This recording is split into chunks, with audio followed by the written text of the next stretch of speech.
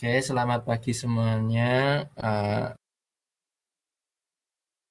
Warahmatullahi wabarakatuh. Di sini saya sebagai salah satu peserta SIBSAI ingin menjelaskan suatu materi X. Semoga ilmu yang saya berikan kepada teman-teman semuanya bermanfaat ya teman-teman.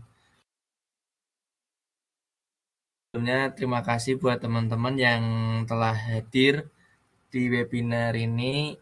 Semoga teman-teman bisa enjoy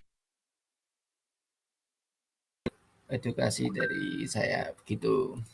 Sebentar. Oke, langsung saya screen aja deh.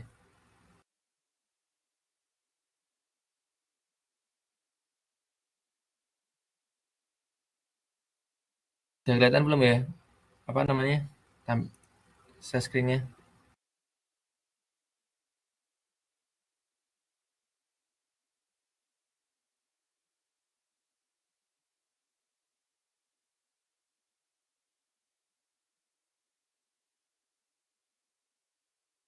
Oke. Ya, jadi di sini saya akan membahas mengenai fundamental UX design. Mengenai ikut webinar saya sebelumnya itu membahas mengenai UX dasar, tapi kali ini berbeda. Ini lebih ke UX desainnya seperti itu.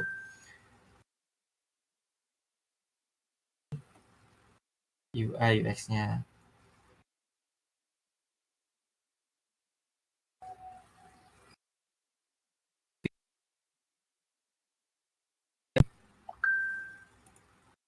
Tampilannya tadi kelihatan.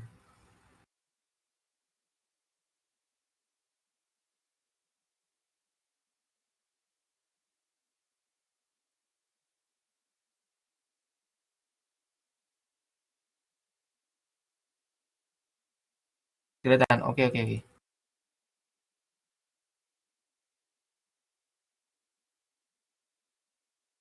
Ya, terlihat ya.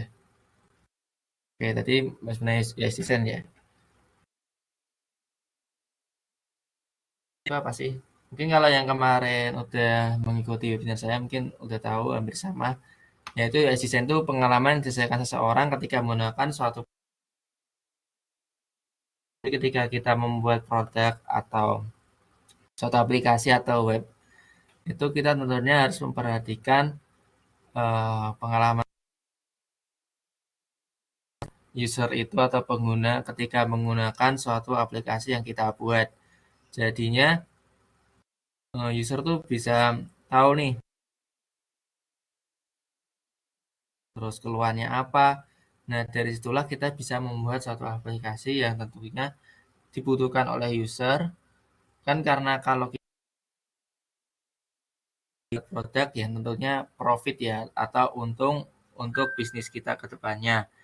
Jadinya teman-teman harus bisa itu. Jadi untuk jadi UI designer tuh kita harus menurunkan ego kita ya teman-teman. Misal kebutuhan user tuh berbeda, jadi kita harus mengikuti kebutuhan user agar produk kita tercapai lah di pasaran nantinya gitu. Nah, jadi ini ada aspek UX design. Aspek UX design tuh jadi apa aja sih yang di dalam dari UX design? Jadi riset itu seperti meneliti ya teman-teman. Jadi riset ini tuh penting dalam pembuatan sebuah produk. Jadi dalam UX design sendiri itu atau mungkin survei. Nah, untuk survei sendiri itu untuk pemula seperti saya biasanya itu menggunakan Gform mencari tahu apa namanya kebutuhan apa sih kebutuhan user seperti itu. Nah, biasanya kalau membuat Gform itu kita harus membuat Gform tersebut agar data kita yang kita dapatkan itu sesuai dengan apa yang kita inginkan. Contohnya, misal kita ingin membuat satu aplikasi semacam persyaratan yang bisa mengisi itu umur 18 sampai 25 atau mungkin yang sering membeli tiket bioskop lewat aplikasi bisa mendapatkan hasil data-data dari survei-survei seperti itu. Atau mungkin teman-teman kalau di zaman sekarang melalui data analisis. Nah, biasanya data analisis itu ada kayak semacam data banyak itu sehingga bisa dianalisis melalui Python seperti itu. Dan dari riset ini kita juga bisa menganalisis melalui kompetitor. Nah, menganalisis kompetitor itu juga penting teman-teman. Jadi kita bisa tahu baru, sedangkan produk sebelumnya udah muncul duluan. Contohnya seperti kalau nggak salah ya Gojek sama Grab. Kan kalau di Indonesia kan Gojek duluan ya. Selanjutnya ada Grab. Nah, Grab kan mungkin kalau teman-teman bisa lihat tampilannya Gojek sama Grab itu hampir sama. Eh, bisa lah kita lihat kan karena kalau misalnya tampilannya hampir dalam menggunakan aplikasinya. Tampilannya sama tapi bukan sama banget lah istilahnya seperti itu. Selanjutnya ada prototype dan teman-teman. Jadi kan karena kalau kita mau membuat suatu produk langsung jadi, itu tuh memakan budget yang sangat banyak dan tentunya memakan waktu yang sangat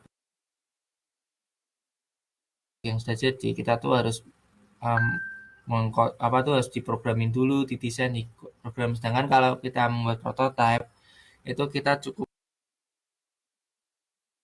tes ke user. Nah, biasanya untuk membuat prototype itu bisa melalui Figma ataupun melalui Adobe XD seperti itu. Ya, ini ada testing ya. Nah, jadi setelah kita membuat suatu prototype, kita harus testing. Nah, dari testing inilah kita bisa mengetahui apa sih kebutuhan user melakukan semacam perulangan sehingga mencapai goals kita seperti itu. Selanjutnya, nah di interaksi desain ini sendiri tuh maksudnya gimana sih? Jadi desain yang kita buat tuh bisa berinteraksi dengan user. Jadi istilahnya user tuh kita dengan baik lah seperti itu. Jadi adanya interaksi desain kita dengan user tuh bisa membantu user dalam menggunakan aplikasi kita. Jadi tidak kaku ya teman-teman. Satunya ini ada informasi arsitektur. Nah, informasi arsitektur itu gimana sih? Nah, jadi informasi arsitektur itu semacam mungkin sebagai contohnya kalau teman-teman ingin membeli suatu produk di semacam e-commerce seperti Tokopedia atau Shopee, ada deskripsi mengenai barang tersebut. Nah, teman-teman kan bisa melihat semacam kayak ukuran sepatu atau mungkin kalau ukuran sepatu. Nah, jadi itu kita harus bisa menyampaikan suatu informasi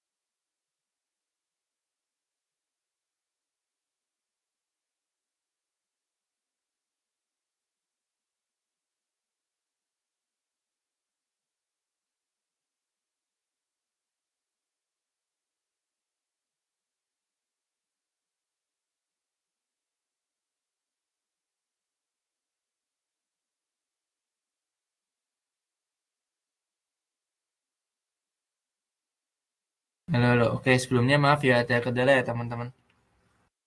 Kita bisa lanjut aja ya ke tadi mana tadi. Nah, oke. Jadi di sini ada aspek UX design. Tadi sinyalnya jelek dari mana ya?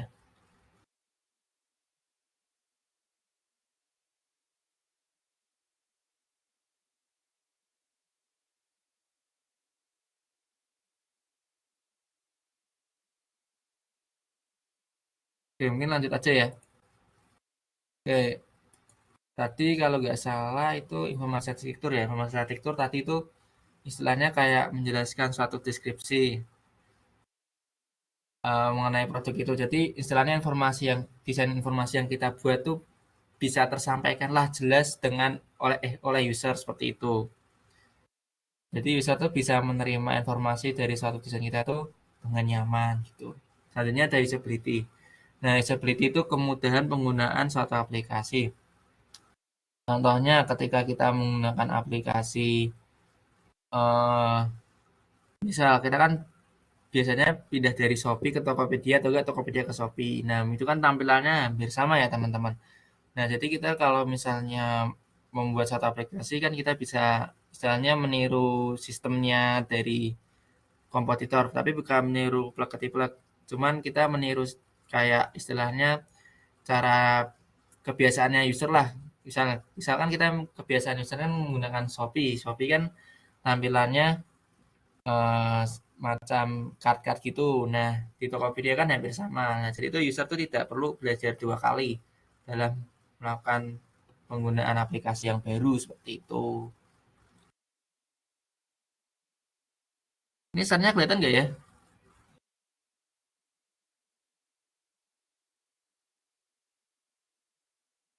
Oh, nggak ya? Oh ya, maaf, maaf, maaf, maaf.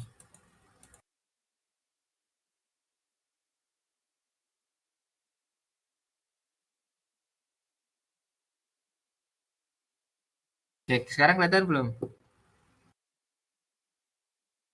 Sekarang kelihatan belum?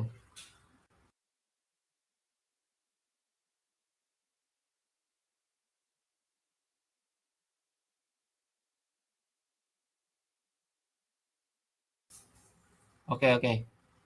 Nah, jadi mungkin tak ulang dari informasi arsitektur ya. Jadi informasi arsitektur itu semacam eh, deskripsi atau informasi yang kita buat melalui desain itu bisa tersampaikan jelas oleh user.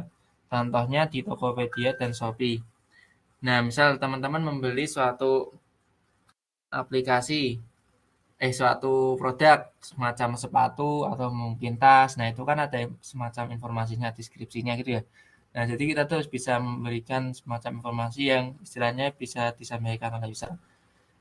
Jadi ketika user membeli suatu barang itu bisa mengetahui lah kayak barangnya tuh informasinya seperti apa sih, seperti contohnya kayak ukuran, lalu bahan dan lain-lain seperti itu.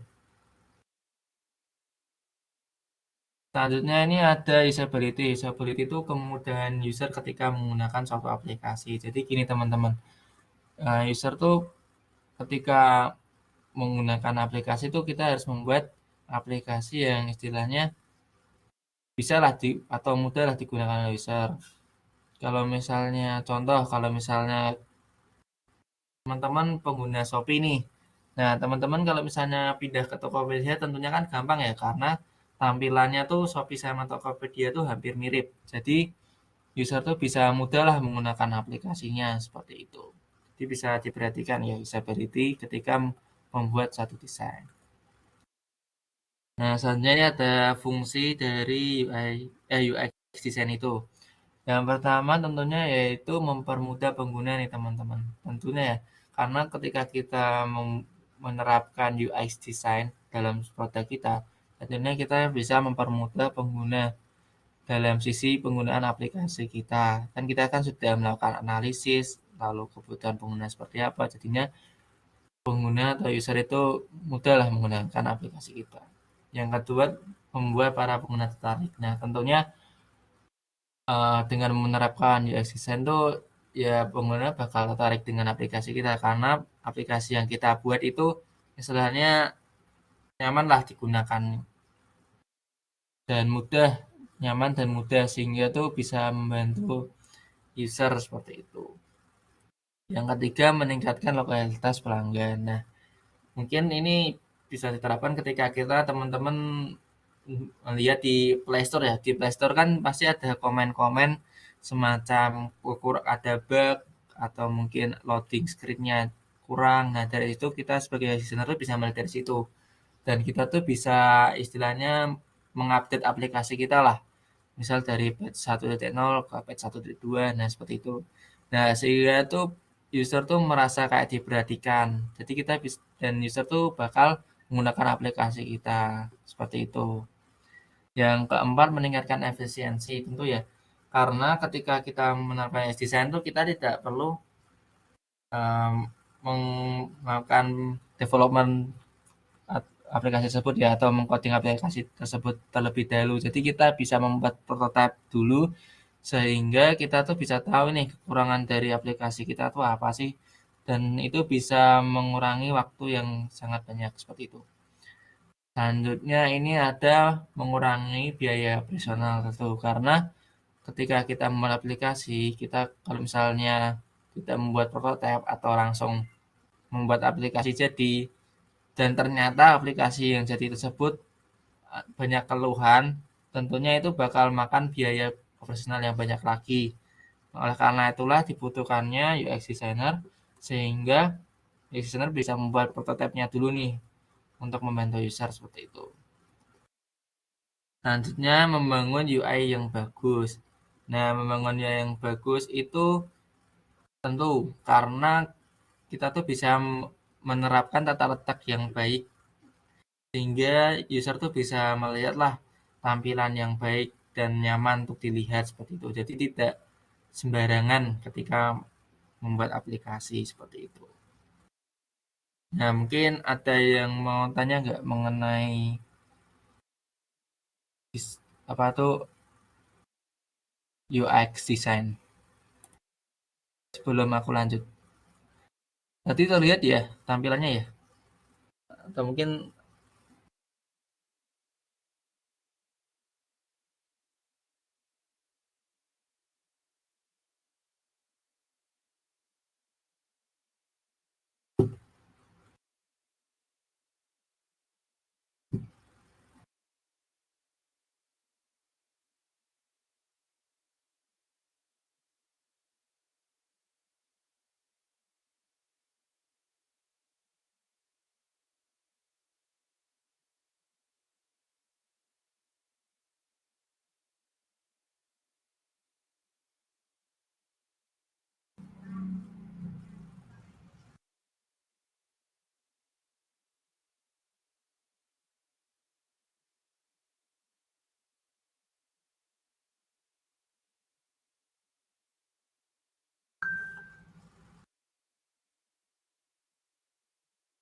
oke, mungkin nggak ada yang tanya, mungkin aku lanjut aja ya. Oke, tadi kita sudah membahas mengenai UX design, lalu aspek UX design dan fungsinya. Selanjutnya kita ke desain proses. Jadi setelah kita mengetahui apa sih UX design itu, jadi kita membahas desain proses. Desain proses itu mengenai bagaimana sih cara membuat UX design itu. Nah, mungkin ada teman-teman pernah mendengar mengenai design thinking. Nah, webinar sebelumnya saya sudah membahas mengenai design thinking. Mungkin kali ini lebih berbeda dan yang saya bahas di sini mungkin hampir mirip dengan design thinking, tapi ini lebih istilahnya lebih mudah lah dipahami teman-teman seperti itu.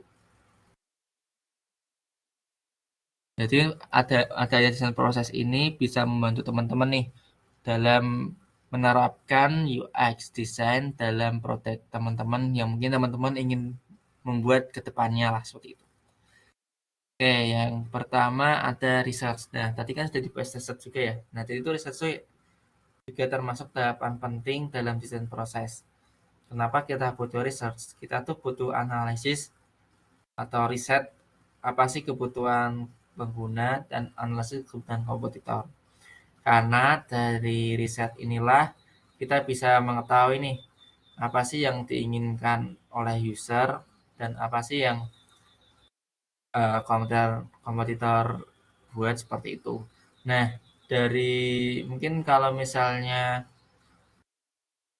pemula semacam saya, biasanya saya itu misal nih, saya kan ingin membuat suatu aplikasi bioskop. Nah, saya biasanya melihat nih dari aplikasi-aplikasi yang sudah dibuat, contohnya kayak SX1 atau Cinepolis.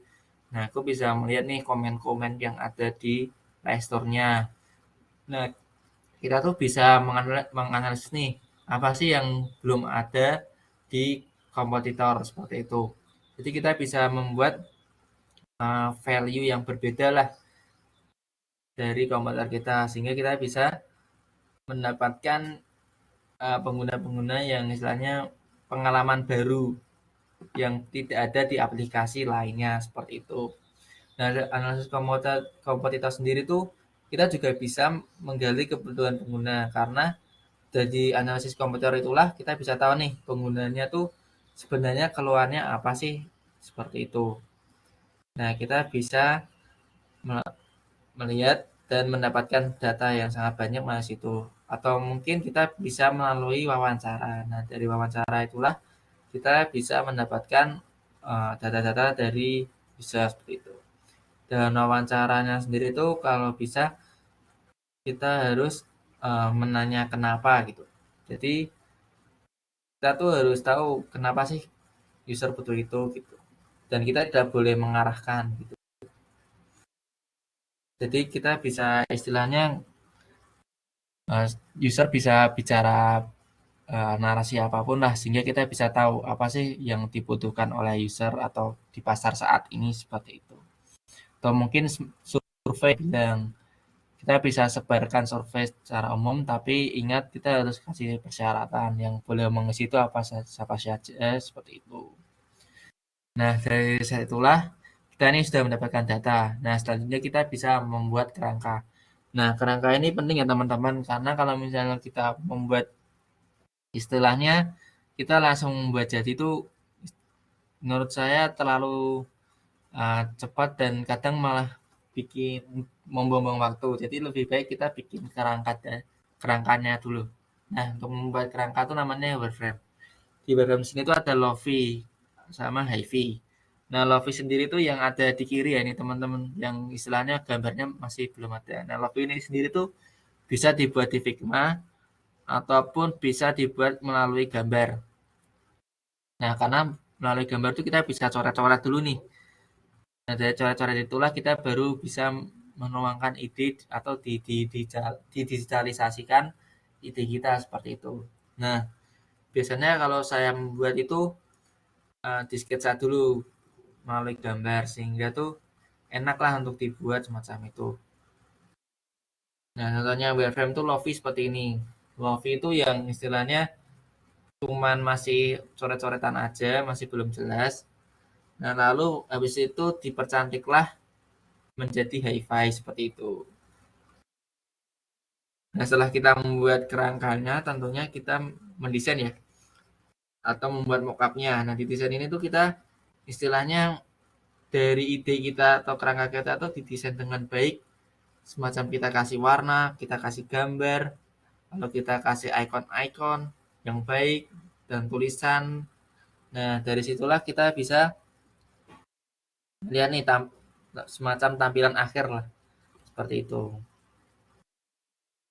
Nah, selanjutnya yaitu ada prototyping. Nah, dari prototyping inilah kita bisa kasih interaksi. Nah, dalam Figma itu ada tampilan atau ada fitur yang istilahnya kita bisa bikin prototyping sehingga button-buttonnya itu tuh bisa ditekan. Nah, jadi itu prototyping ini istilahnya kayak hampir sama dengan model akhirnya gitulah. Jadi bisa tombolnya bisa ditekan, lalu desainnya bisa di scroll, macam itu. Nah, setelah kita bikin prototyping, tentunya kita testing ya. Nah, testing ini tuh kita untuk bertujuan untuk memvalidasi apakah desain kita tuh udah sesuai dengan tujuan awal kita atau belum. Semacam itu. Jadi, dari testing inilah kita bisa mendapatkan data-data dari user. Seperti itu. Nah, Mungkin setelah testing ini kita tuh bisa mengulang nih.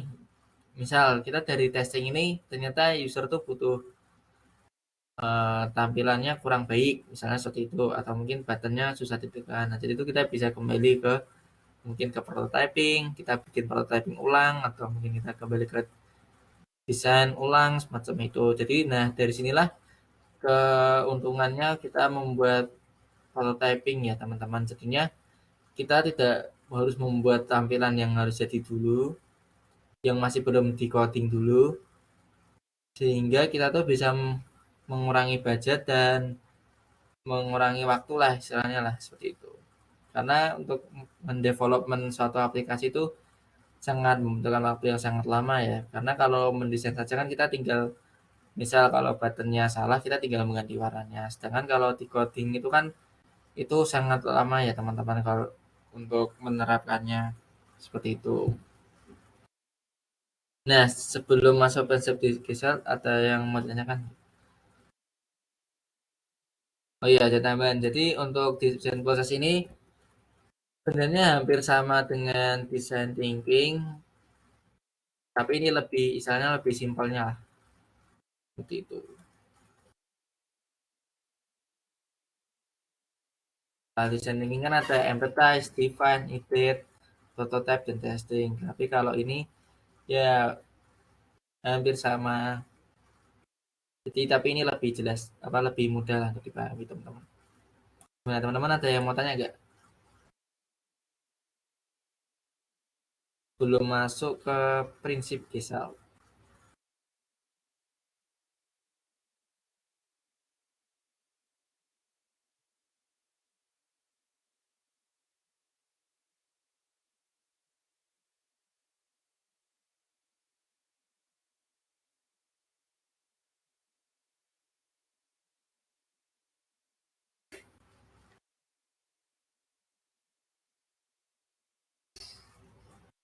Ini ada pertanyaan dari Kak Saka Wijaya.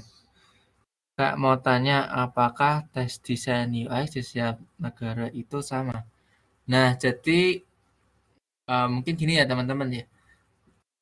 Karena itulah dibutuhkannya UX design. Nah, UX design itu kan kita bisa mengetahui research apa sih kebutuhan dari negara tersebut seperti itu. Tapi biasanya hampir mirip ya, karena kan mungkin teman-teman kalau Google bisa teman-teman bisa lihat ada Google ya. Google kan seluruh dunia kan hampir sama.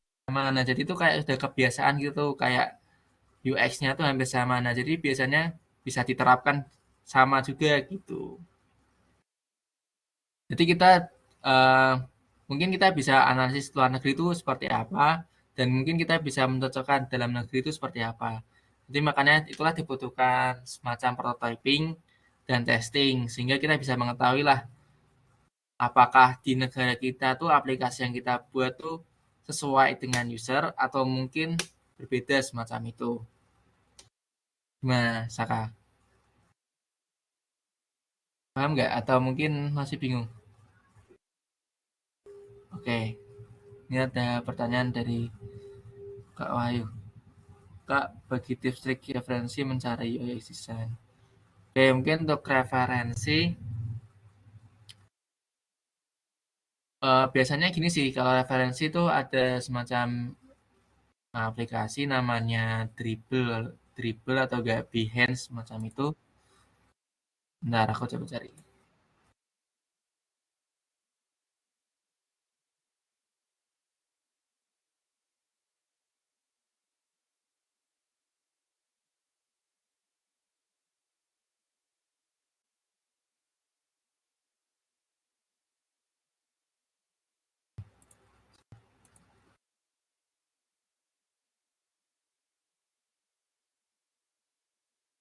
Nah, biasanya ada referensi dari Behance atau mungkin Pinterest. Nah, biasanya kalau teman-teman bisa nonton di Behance.net, ini salah satu aja ya mungkin ya contohnya. Ada mungkin UI, UX. Nah, di sini tuh biasanya ada orang yang membuat macam UI design nih, ada UI design. Dan teman-teman bisa lihat suatu aplikasinya untuk latihan semacam itu. Nah, mungkin ini Contohnya salah satu contoh gambar UI design itulah. Atau mungkin teman-teman bisa cari referensi kalau misalnya nih teman-teman membuat aplikasi yang udah ada. Nah, teman-teman bisa referensi dari kompetitor, tapi jangan sama persis. Jadi kita cuma referensi aja nih, yang ada di situ apa aja sih, fitur apa aja sih, seperti itu. Atau mungkin teman-teman bisa referensi melalui Pinterest. Pinterest sekarang juga ada UI UX design-nya juga. Jadi banyak ya teman-teman referensinya yang ada saat ini seperti itu. Mana Mas Bayu ada yang tanya lagi nggak?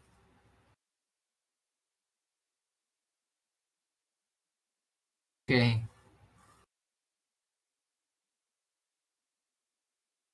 oke selanjutnya lanjut ya. Ada yang tanya lagi nggak?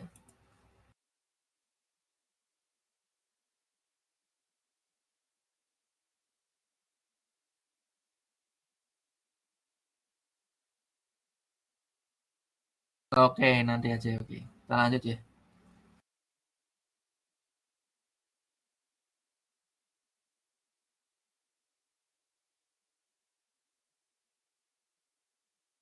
Oke, kita lanjut ke prinsip Gestalt. Nah, prinsip Gestalt itu apa sih? Nah, jadi prinsip Gestalt itu yang muncul dari teori Gestalt yang menyoroti bagaimana manusia bisa mengorganisir informasi dalam pola-pola yang kohesif dan diterapkan dalam desain UX. Nah, jadi untuk teori Gestalt ini tuh atau prinsip Gestalt ini tuh istilahnya pandangan atau pola-pola yang biasanya user atau pengguna lihat lah sehingga user tuh bisa tahu kayak misalnya pola yang familiar dan ada berhubungan mengenai pola tersebut semacam itu sehingga itu prinsip ini tuh membantu nih desainer tuh memahami bagaimana manusia atau memahami antar muka. Nah, di situ membantu banget dalam meningkatkan usability suatu desain atau aplikasi yang kita buat semacam itu. Nah, sini ada prinsip-prinsipnya ada banyak. Mungkin kalau tadi teman-teman bingung penjelasannya, ini ada banyak prinsip nanti ini jelasin satu-satu. Yang pertama itu ada proximity. Nah, di proximity itu istilahnya atau artinya itu semacam kedekatan. Nah, kedekatan itu yang dimaksud itu gimana sih? Jadi ketika suatu objek itu berdekatan, berarti itu kita tuh bisa menyimpulkan di mata kita tuh bisa menyimpulkan kalau objek tersebut itu ada satu kelompok lah dalam satu kelompok. Nah, contohnya itu seperti tampilan desain yang ada di samping. Nah, ini tuh kan mungkin teman-teman bisa lihat ya, yang di atas ini kan bentuknya sama dan berdekatan. Nah, teman-teman bisa lihat, nah teman-teman ini bisa mungkin bisa menyimpulkan ya kalau ini tuh, oh berarti ini berdekatan atau mungkin ini kelompok yang sama seperti itu. Dan yang kedua nih contohnya nih, yang di bawah sini kan juga berdekatan ya, atau memiliki bentuk yang sama. Nah, masih teman-teman juga bisa menyimpulkan atau istilahnya bisa menganggap lah kalau ini tuh satu grup. Nah, jadi itu fungsinya sendiri itu ini bisa memahami psikologi user ya. Kalau ini tuh memiliki sama lah, memiliki jenis yang sama seperti itu. Jadi kalau contohnya kalau kan misalnya kita ini mungkin tampilannya mirip seperti Instagram ya. Nah, untuk Instagram sendiri ada story. Nah, story kan bentuknya semacam ini ya, bunder-bunder lalu berdekatan. Nah, mungkin teman-teman bisa lihat kalau itu tuh berarti oh itu berarti sekelompok. Nah, jadi dengan membuat proximity atau menerapkan prinsip proximity ini sendiri, istilahnya membantu usability lah. Jadi tidak urak-urakan atau tidak berantakan dalam membuat satu aplikasi dan itu membuat user tuh mudah lah memahami lah seperti itu. Selanjutnya ada similarity. Nah, similarity itu gimana sih? Nah, similarity itu artinya kesamaan. Nah, jadi melalui pola kesamaan inilah teman-teman bisa mengetahui nih atau user bisa tahu nih adanya kesamaan fungsi. Nah, biasanya tuh bisa dilihat dari bentuknya. Bentuknya tuh sama atau beda semacam itu. Contohnya kalau yang di kiri ini ada pola-pola bundar warnanya kan pink dan ini ungu. Nah, ini kan bisa lihat ini ada perbedaan. Berarti itu istilahnya kita bisa menyimpulkan lah kalau itu beda fungsi seperti itu. Nah, contohnya kalau di aplikasi itu ada semacam kita bisa membuat uh, daftar daftar aplikasi atau mungkin memasukkan aplikasi dan teman-teman bisa lihat ya. Kan kalau ini kan kotaknya sama, tampilannya sama. Nah, teman-teman pasti bisa menyimpulkan nih, oh berarti ini semuanya diisi input semua seperti itu. Nah, kalau teman-temannya kan ini button daftar kan beda sendiri. Nah, teman-teman juga bisa menyimpulkan kan, berarti kalau daftar ini tuh beda dari yang atas ini. Seperti itu. Dan masuk Google dan masuk Facebook. Nah, ini kan bentuknya hampir sama ya. Nah, jadi kan berarti teman-teman bisa menyimpulkan kalau ini tuh istilahnya fungsinya sama lah. Sama-sama kita bisa mendaftarkan melalui akun yang kita sudah punya. Kalau yang atas kan kita menginput akun atau menginput yang kita punya lah. Seperti itu untuk mendaftar. Seperti itu. Itu prinsip similarity. Jadi istilahnya membantu teman-teman lah untuk dalam membuat suatu produk atau aplikasi. Nah, selanjutnya itu ada focal point. Nah, focal point itu apa sih? Focal point istilahnya yang mencolok. Nah, teman-teman bisa lihat dari tampilan di atas. Jadi di sini itu aku pingin tampilannya tuh user tuh fokus sama mie rebusnya. Tampilan mie rebusnya lalu fokus sama checkoutnya. Jadi dengan focal point tuh kita bisa memfokuskan user tuh kemana sih gitu. Dari sinilah kita bisa melihat kan kalau user tuh bisa memfokuskan ke makanan yang mau dibeli lah istilahnya seperti itu.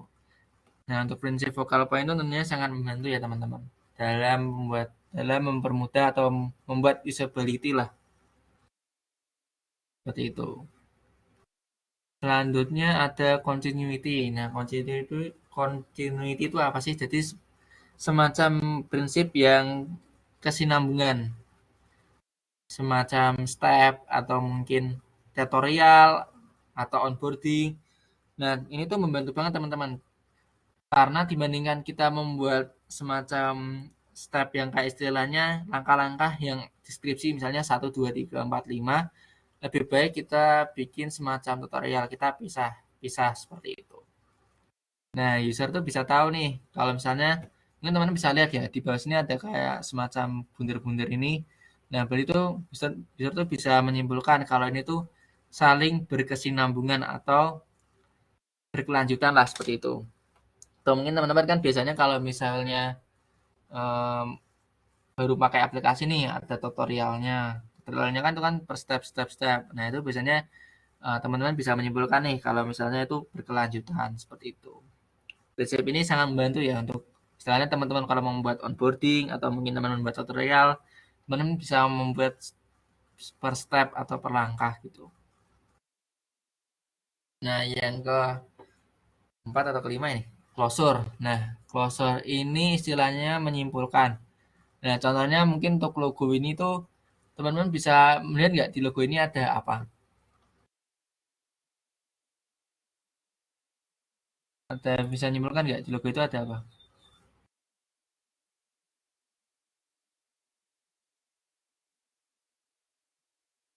Oke, ada wajah. Nah, dari situlah kita tuh bisa menyimpulkan kalau yang di sini tuh ada wajah.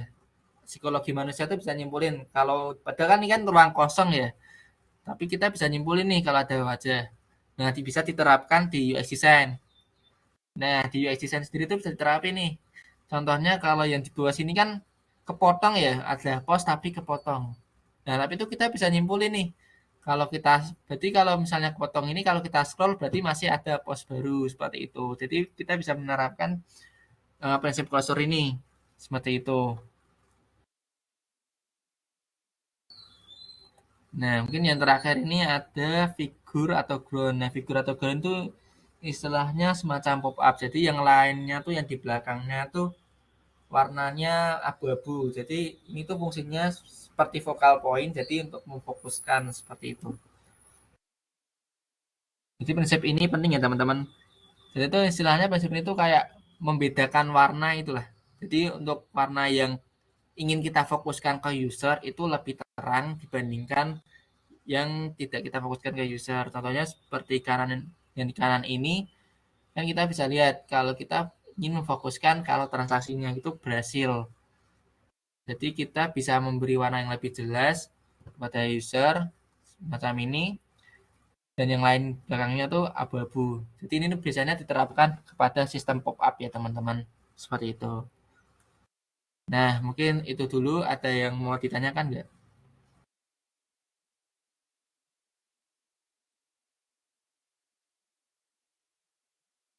Dari teman-teman ada yang mau tanya nggak?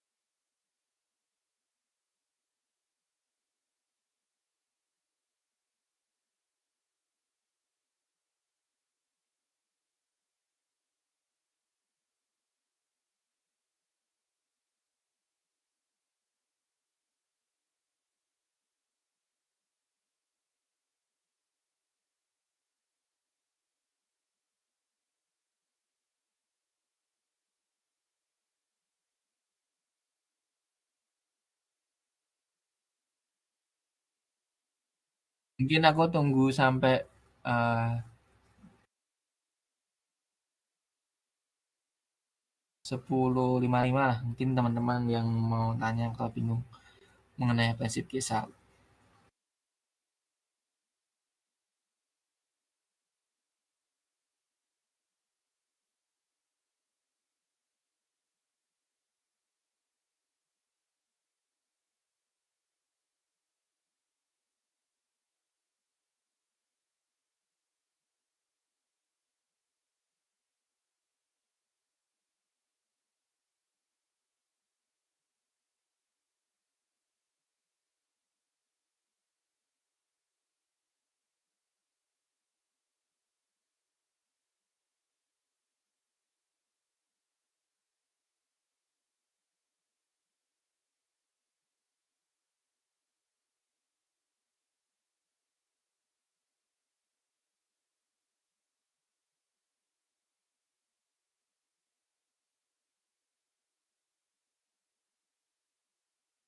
Oke, sepertinya nggak ada yang mau tanya ya, gue nggak apa-apa. Oke, jadi kita bisa simpulin ya teman-teman, kalau UX design tuh penting teman-teman dalam membuat suatu produk atau suatu aplikasi. Dari situlah kita bisa mengetahui nih kebutuhan user bagaimana, lalu kompetitor bagaimana, sehingga kita tuh bikin produk tidak asal-asalan. Jadi kita bisa mencapai goals kita dengan baik, dan tentunya tidak memakan waktu yang banyak, dan tidak istilahnya mm, memakan budget lah yang banyak seperti itu. Dan kita juga bisa menerapkan, jika teman-teman mau belajar desain, kita juga bisa menerapkan istilahnya prinsip Gisel tadi di suatu aplikasi. Mungkin teman-teman ingin membuat aplikasi, tapi teman-teman bingung aplikasi yang tampilannya baik atau tampilan yang istilahnya usability-nya baik lah untuk user tuh bagaimana. Nah, teman-teman bisa menggunakan prinsip Gisel agar aplikasi teman-teman tuh bisa improve dan istilahnya bisa meningkatkan usability user seperti itulah. Bisa membantu atau membuat menyamankan user seperti itu. Oke, mungkin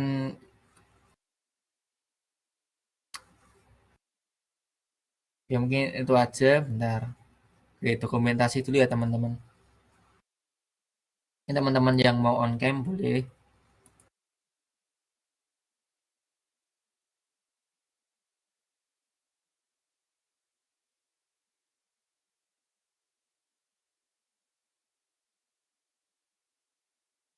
Oke.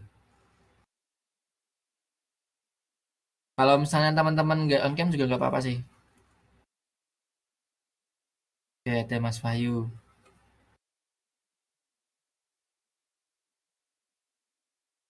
Oke ya, langsung aku screenshot aja. Ini ada yang mau on cam lagi nggak? Kalau nggak ada, aku kayaknya nggak ada ya. Oke, langsung aja biar menghemat waktu. Satu, dua, tiga. Satu, dua, tiga. Satu, dua, tiga. Oke, mungkin cukup. Terima kasih Mas Wahyu, bisa dimatikan aja webcamnya. Guys, untuk semuanya saya mau ingin mengucapkan terima kasih kepada teman-teman semua yang telah hadir di webinar ini. Semoga teman-teman harapannya bisa mendapatkan ilmu lah dari yang saya sampaikan tadi, sehingga teman-teman bisa improve dalam belajar mengenai UI UX design. Seperti itu. Guys, saya juga mau mengucapkan selamat Idul Fitri kepada teman-teman semuanya yang merayakan. Dan mungkin ini ada puasa yang minggu-minggu terakhir ya. Semoga puasanya teman-teman lancar juga. Dan nanti buka puasanya makanannya enak. Amin. Oke, mungkin cukup. Assalamualaikum warahmatullahi wabarakatuh. Terima kasih semua teman-teman.